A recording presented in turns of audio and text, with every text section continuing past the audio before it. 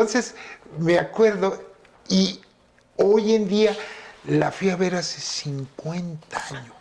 50 años, dices, Dios mío. Ay, bueno, ¿cuántos años si tiene? usted se pregunta de qué estamos hablando, gracias por estar con nosotros el día de hoy. Muchas gracias por acompañarnos en estos 24 minutos de la historia. Pero es que estamos hablando, perdón que empecemos, pero estamos hablando de la historia. Hola, buenos días. De Fernando, de cuando fuiste a ver Jesucristo Superestrella, la película que de hace fue 50 años. de hace 50 años. Bueno, sí, pues para que la vean. película se estrenó aquí en 1974 en una semana de cine en el Cine Roble, que como decías, hoy está el Senado de la República. Ya Yo no me acuerdo existe. cuando éramos chicos, Álvaro se acuerda porque fuimos chicos juntos al mismo tiempo, lo que fue así, Grace, ¿te acuerdas de Grace, Vaselina? Bueno, también fue todo un tema. La ¿Cuál fue la obra? Odio Vaselina. La detesto. Yo no sé por qué todo el mundo la idolatra tanto. Porque es muy bailable. Sí, es muy bailable. Pero ahora con todo esto del feminismo, no entiendo cómo las feministas no se le han echado encima cuando ella cambia todo por él. ¿Sí? Bueno, pero así pasa. Por Bueno, yo la odio. Tiene el sábado por la noche, ¿no? Que se llamó en español. Pues violan a una mujer ahí, ¿no? Sí. También, vamos. Sí. Sí, comparado con eso está muy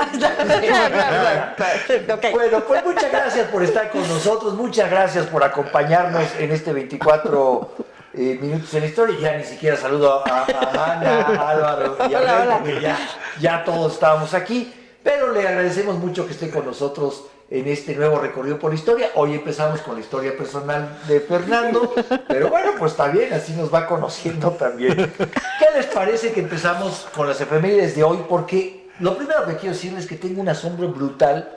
Ya es diciembre, 2 de diciembre. Ya es diciembre. ¿Qué le pasó a este año? Se nos fue entre los dedos, ¿no? Sí. Ya estamos a un año de veras para la historia. Un año para la historia, pasó de todo, tuvimos cambio de gobierno, tuvimos...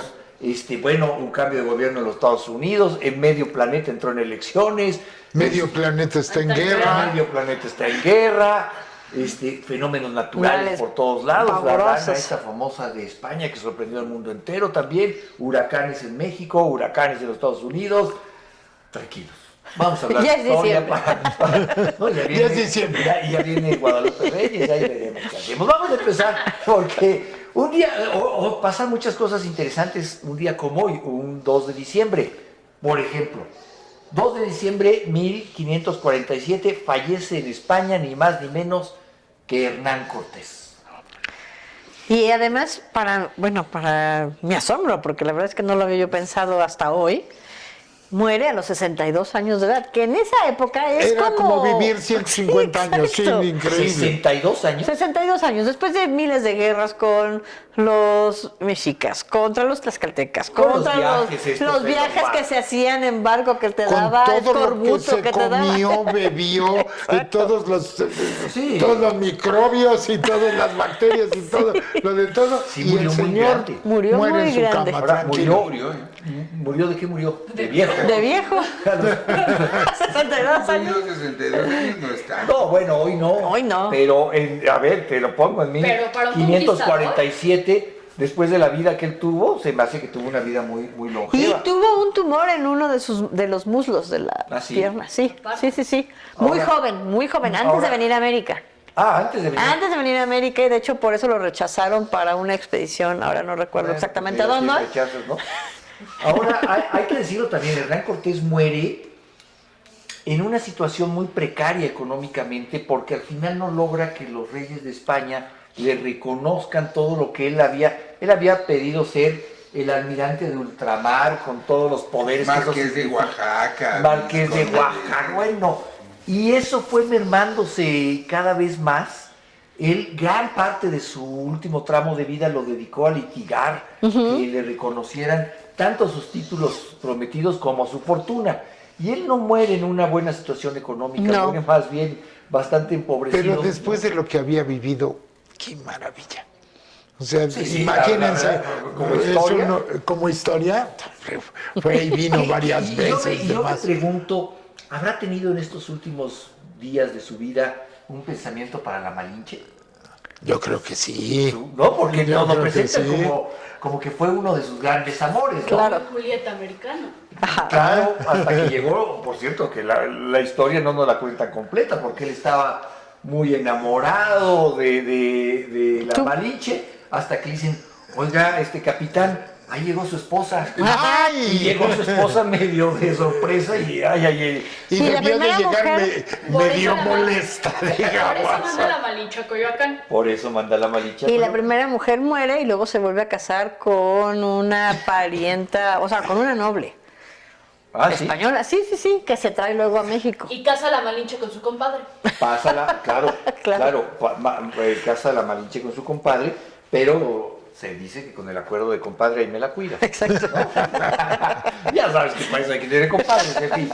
Vamos a otro momento de la historia, porque este año pasan muchas cosas. Vámonos hasta 1804, donde Napoleón Bonaparte, en presencia del Papa Pío VII, se autocorona emperador de Francia. Y esto da pie también a un vuelco en la historia francesa y por lo tanto de Europa importante. Sí, porque los papas eran los que ungían a los reyes, o sea, le daban el poder que venía desde Sí, Dios y entonces ellos coronaban.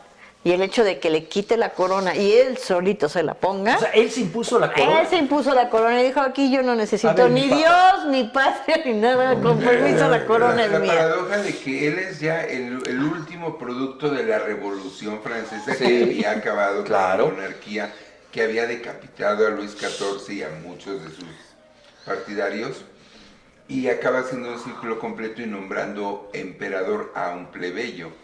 Que él se corona a sí mismo tiene mucho valor, mucho simbolismo, porque ya no es efectivamente la autoridad religiosa, ya no es el origen divino de su poder, sino popular. Claro, Él pero- va a ser el emperador del pueblo. Pero hubo una coronación también que traiciona los principios de la Claro. Revolución Francesa, porque al final la Revolución Francesa lo que se trata es de abolir estos Todos estos monarcas. derechos de la nobleza, de legar el poder y las dinastías. ¿no? Secuestra al Papa, lo manda a Ahí su papá Aviñón. lo secuestra. Sí, lo secuestran, lo tiene ahí, lo tienen a Aviñón, le dice, ven, coróname. Bueno, siempre no, y Pac se la planta. Era un hombre un Por eso poco... Aviñón es una ciudad papal, Es una ciudad papal. porque Sí, ahí lo guarda. ahí lo guardo. No, En ese era... tiempo hubo dos Hubo papas, dos un papas. papa en Aviñón y otro en Roma. Lo que es la historia del papado es también una historia interesantísima. Muy ¿no? interesante. Hay de todo, ahí están Los Borgia. Sí, los ¿No? Médicis y los Borgia. Los Médicis y los Borgia. Un día nos meteremos a Un platicar. día Sí, sí, sí. platicamos de Hacer alguna papas. efeméride. No, seguro. Para ver esos Pero sucios fíjate, y hablando todavía del tema napoleónico, vámonos hasta 1852. Acuérdense, ustedes estábamos en 1804 cuando se autocorona Napoleón. Y un año después tiene una de sus más grandes victorias militares en Aquí- Austerlitz, aquí la derrota a tengo. los austríacos y a los rusos. Así es. Exactamente un año después. Un año Que, después. en donde está su tumba están las grandes victorias y una de Austerlitz. ellas es Austerlitz. Claro, por supuesto. Pero fíjate cómo sí fue una traición a la Revolución Francesa, porque nos vamos hasta 1852 y gracias a un golpe de Estado se restaura la monarquía, pero ahora en el reinado de Napoleón III, ¿no? Que es sobrino Nieto de... sobrino nieto. De Napoleón. Y bueno, pues esto trae... Ahora, a mí me llama la atención que a pesar de que esto trae, por supuesto, un momento de convulsión política en Francia, que es también el corazón político de la Europa de ese momento, hay un buen recuerdo histórico entre los franceses de la dinastía Napoleón. ¿No? Sí, ¿no? A ver. Yo creo que es un orgullo. Los dos lo vio legalmente. No. Es que, a oye, ver, dividió opiniones. es un orgullo porque lo que hizo Napoleón, si lo ves a nivel conquistador, Bueno. es terrible. Pero así que la gente muera por él, Ah, no. bueno, no es que haya club de fans. No hay club de Pero fans, en la ni de la monarquía tampoco. No, pero en la historia francesa tienen un lugar. ¿Y por qué platico esto? Porque en América Latina, en México, por supuesto, somos muy dados a el que es malo es muy malo y lo borramos de la historia, a pesar de que haya tenido, como todo en la vida, sus claroscuros y haya hecho cosas importantes por la nación, por México. Si eres el malo de la historia, estás borrado y se acabó. Adiós, ¿no? Aunque cuando uno lo revisa más en particular, pues como todos los personajes de la historia tienen sus Bueno, momentos, ¿no? Victoriano Huerta era malo de Malolandia. O sea, ese era de los malos, ¿no? Sí hay algunos que sí son perversos, malos y terribles. Bueno, Napoleón era un tipo bueno, pagado de sí mismo. perverso, ¿no? Sí, ¿no? no. A mí lo que me sorprendía de Napoleón y de niño más me sorprendió es que se fue de París a Moscú a pie. Nadie le dio un rayo.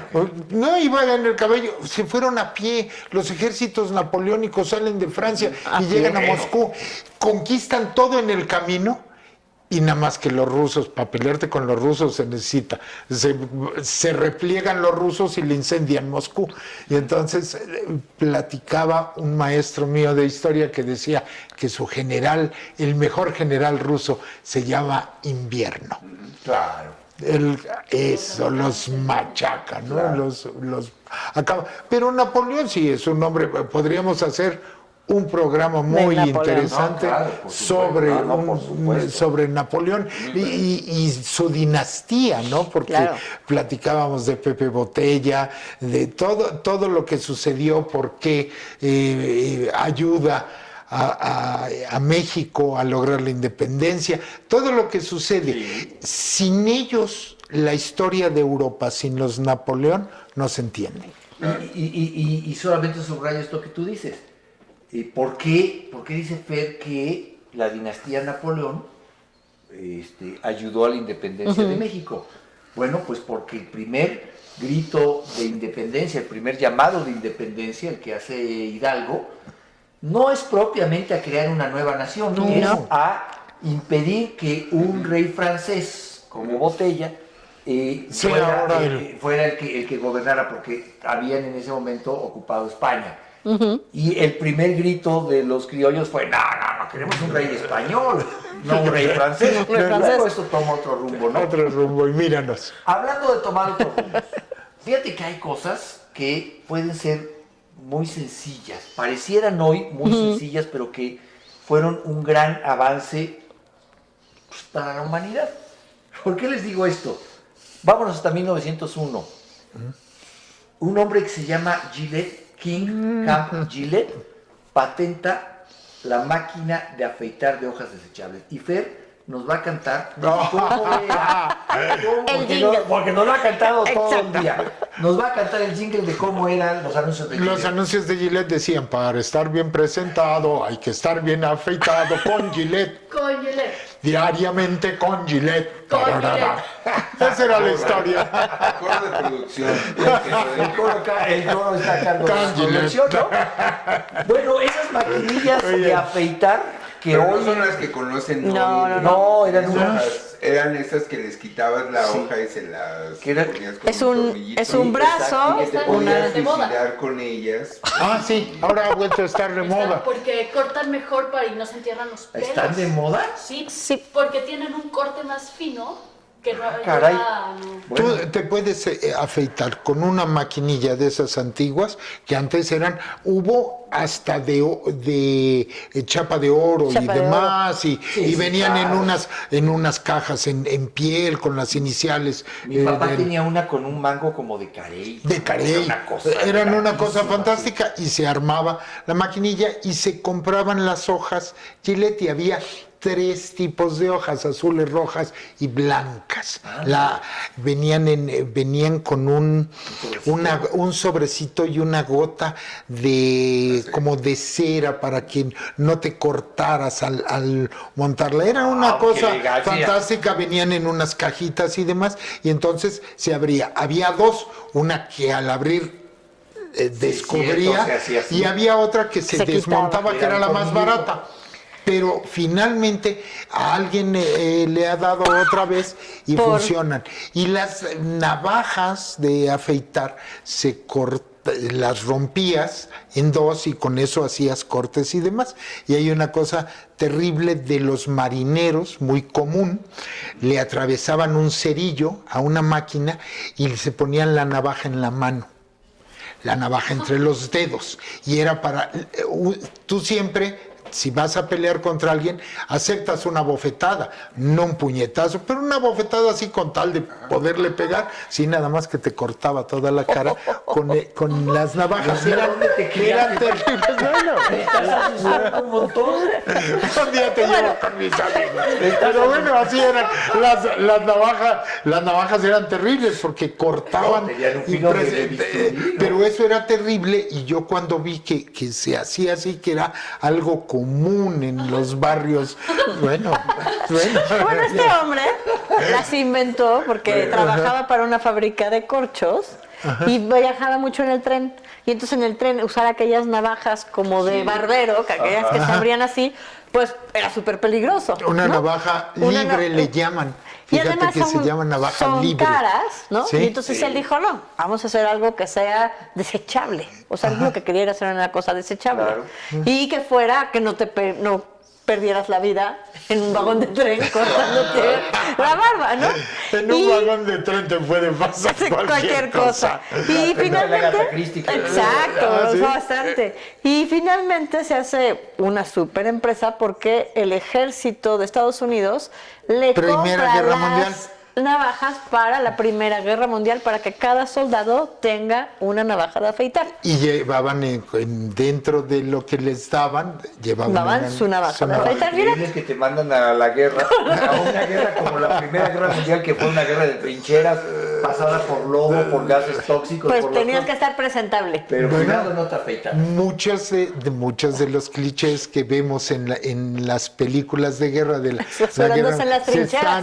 están en la trinchera y con agua caliente. Hazme el favor. Bueno, caliente, quién sabe si estaba la hora. Bueno, ahí tenemos. No, Pues sí, no, te podían no, calentar sí. unos pocillitos. Oye, caliente no necesitabas abrir el grifo, ¿no? Ponías un poco quemabas un poco de maderita, de madera. Ahí era papelito. así. Es un poco de uniforme de alemán.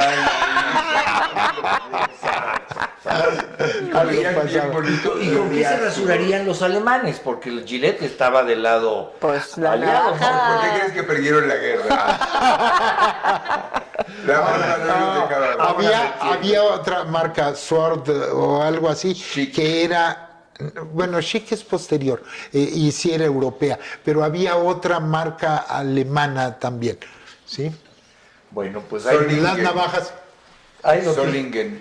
Ahí lo tiene usted. Yo no sé si Mire, esto fue yo no un sé. factor de guerra, Yo no ¿no? sé. Pero bueno. Ahí está. Y nada más para no quedarme con la idea. ¿Qué tenía que ver que Gillette trabajara en una fábrica de corchos? Que tenía que viajar en tren, mucho. O sea, tenía que estar por yendo de un lado a otro. Pero nada tuvieron que ver los corchos con el desarrollo de la No, maquinilla. No, porque yo dije, en una fábrica de corchos, y entonces no, cortaban los simplemente- cables. Pues sí estaba No. cortando algo, ¿no? Ah, no, nomás que... No más que tenía que era como viajar. vendedor de corchos. Exactamente. Qué bueno que no trabajaba en una fábrica de pingüinos. porque no tendríamos máquinas. Bueno,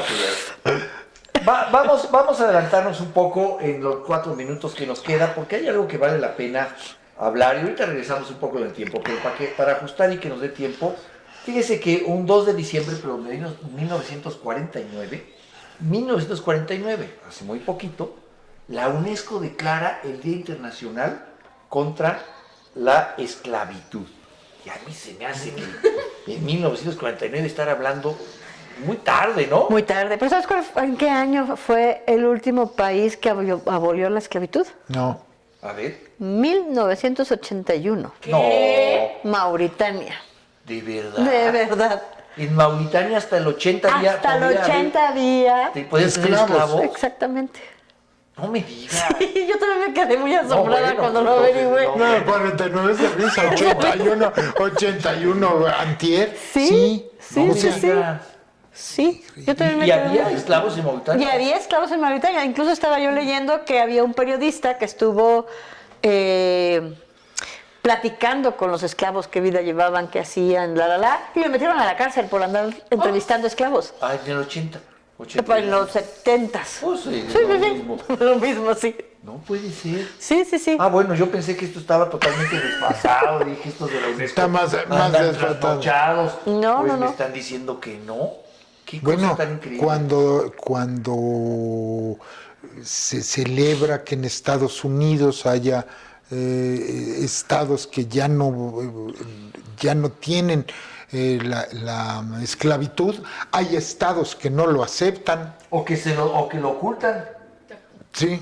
Fue el caso de Texas, por ejemplo, que todos dijeron, "Shh", pero ¿saben qué? Si le decimos a los tejanos, perdemos, no sé si los cultivos de algodón, o veto a saber qué cultivarían ahí. Entonces, como que no eso les digan, no. no les digan, les van a decir cuánto, como 20 años después. Oigan, fíjense Oigan, que eran hace libres. 20 años. Oigan, desde hace 20 años son libres, ya váyanse. Al menos 10. Eso se llama sí, pero no mucho. Exacto. Sí, pero no le digas a nadie, ¿no? Porque puedes creerlo. Ahora, también hay que hablarlo rápidamente, porque hay que dejarlo por lo menos asentado, que si bien no existe la esclavitud formal como la conocemos en las películas, hay una esclavitud moderna que es brutal y de que tampoco podemos decir que ya Las superamos la fábricas humanidad de esto, de ¿no? ropa. Sí, ¿no? Muchas fábricas de fast fashion. Sí. O la esclavitud. Coppel. El crédito es de esclavitud. No, eso moderna. es más cercano a la tienda de raya. Es más cercano a la tienda de raya. Es eso, es En la eso. tienda. Bueno, vas para- No, pero hay un tema muy serio, por ejemplo, de la esclavitud sexual. Oh, no se metan con eso. Sí me metan. Sí hay un Pero tema paguen cover. de tráfico de órganos que también tiene que ver con una parte de De esclavitud.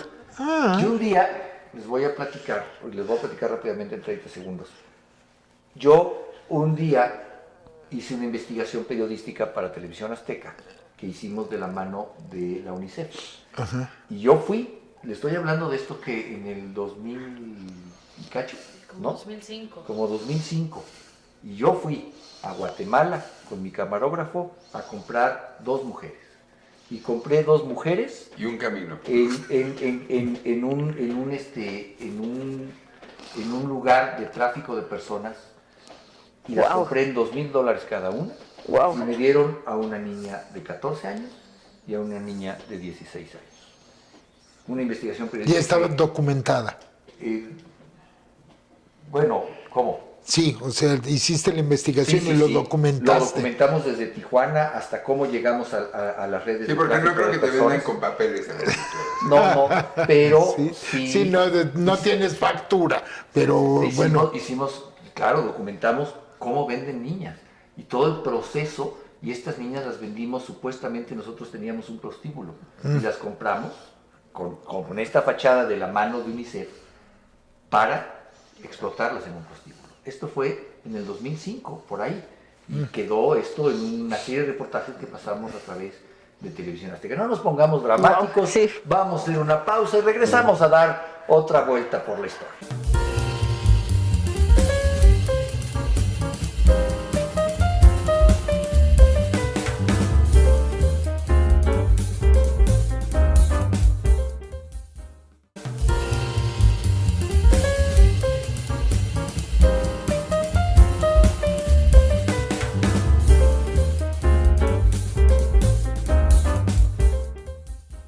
Pues ya estamos de regreso en 24 minutos en la historia. Gracias por continuar con nosotros. Tenemos todavía mucho de qué hablar y para no perder tiempo, vamos. Si usted oye un ruido, es que está comiendo cacahuates. Está bien, tú come tus cacahuates porque no es que el Álvaro le gustan los cacahuates. Y así Me como le pareció. pedimos a usted que se haga un cafecito en el corte, Álvaro saca Él sus en el corte sacó sus cacahuates.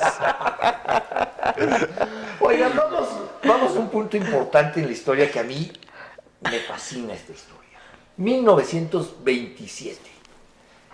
León Trotsky es expulsado del Partido Comunista de la Unión Soviética y es toda una parte de esta parte que es también un poco romántica de la historia de cómo se crea la Unión Soviética, del ideal socialista en el mundo, el trotskismo que se antepone mucho al estalinismo, ¿no? Y que son dos grupos, y que además León Trotsky pues tiene que ver directamente con nuestro país. Termina muerto aquí de un pioletazo que le dan en Coyoacán, ¿no? Pero a ver, Jacques Monard, que se hacía Jacques llamar, Monard, o Ramón Mercader, Ramón que era Mercader. Su verdadero nombre. su verdadero nombre, ¿no? ¿Cómo se llama Dicen que las últimas palabras de Trotsky fue: no lo maten, tiene que hablar. Hay una novela bellísima que se llama El hombre que amaba a Los perros.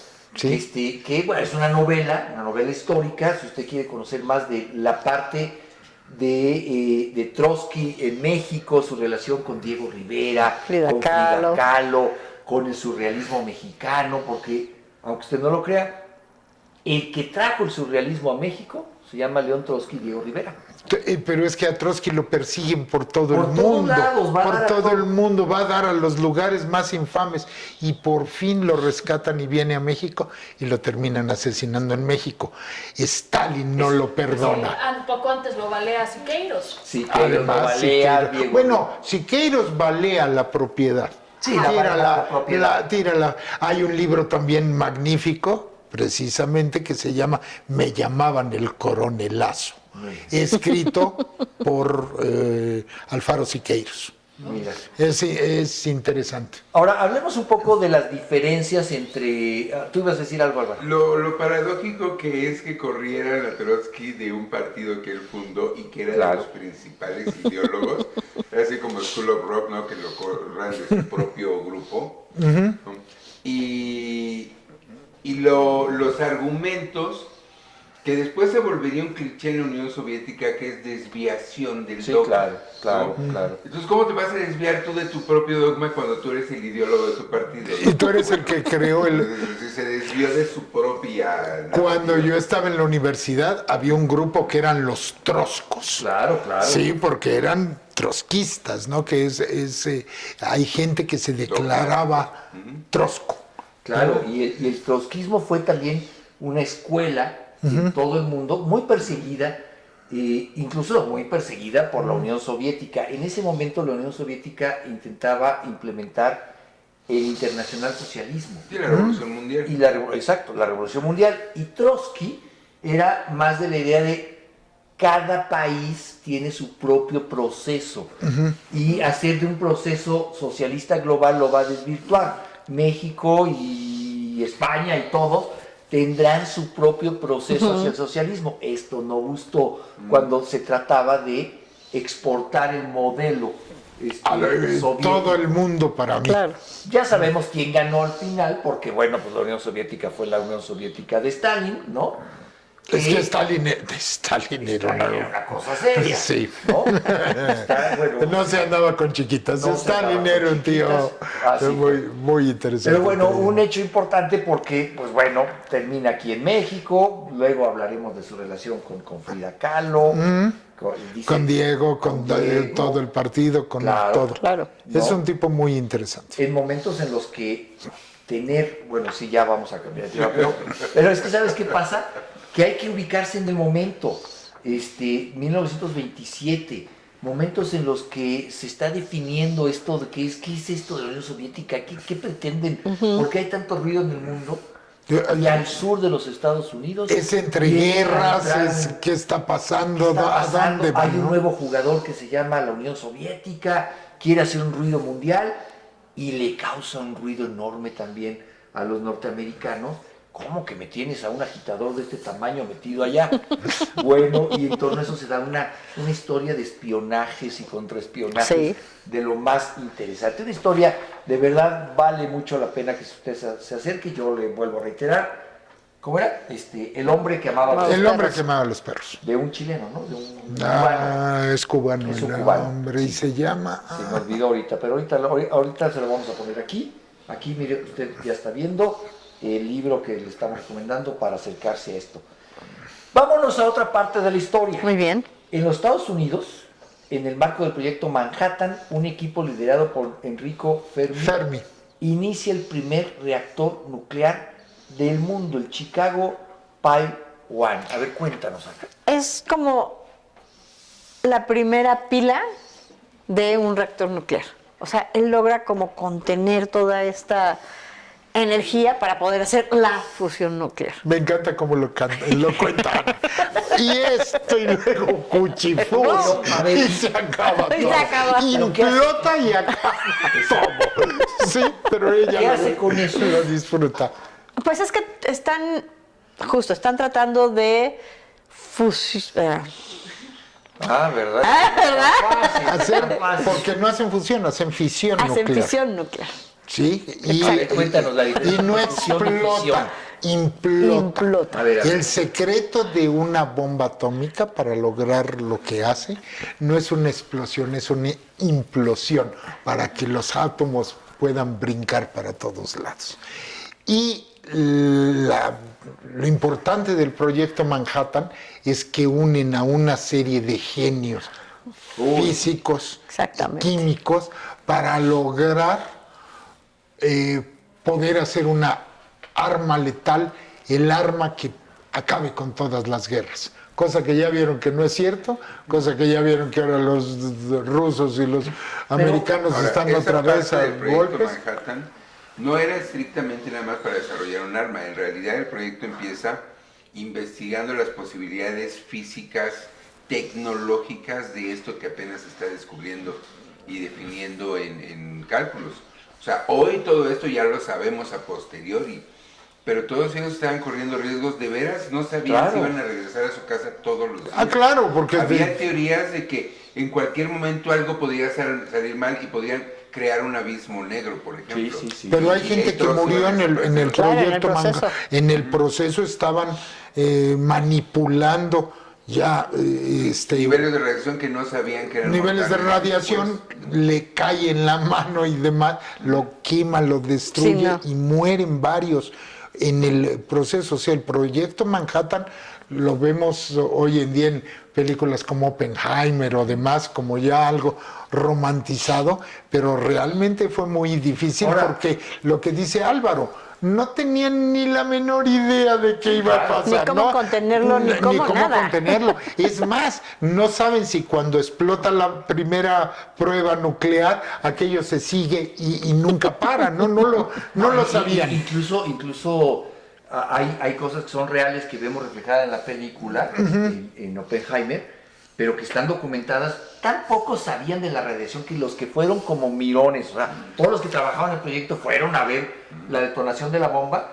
Los que más conciencia tenían se ponían bloqueador solar, diciendo ya con esto. No sabían ni siquiera lo que estaban desatando. Y luego lo que les sucede cuando hacen las pruebas aquí en Durango, hay varios actores que van a grabar y resulta que mueren de cáncer. Claro. Porque mexicanos entre ellos que fueron a grabar, John Wayne se dice que, porque hacían películas de vaqueros. Claro. Y entonces ahí, muy cerca de donde hicieron las pruebas nucleares, y todavía ya no le daban importancia. No, hombre, fue hace muchos años. Si fueran con un contador Geiger, se hubieran dado cuenta que Claro. aquello seguía generando una gran Y cantidad aquí de hemos hablado radiación. más adelante de cuando se hizo la bomba H, de este Tolón de Bikini y todos estos, las Islas Marshall, toda esta Que parte, están fastidiadas que y esas se ya de por acabó, vida ¿no? están acabadas.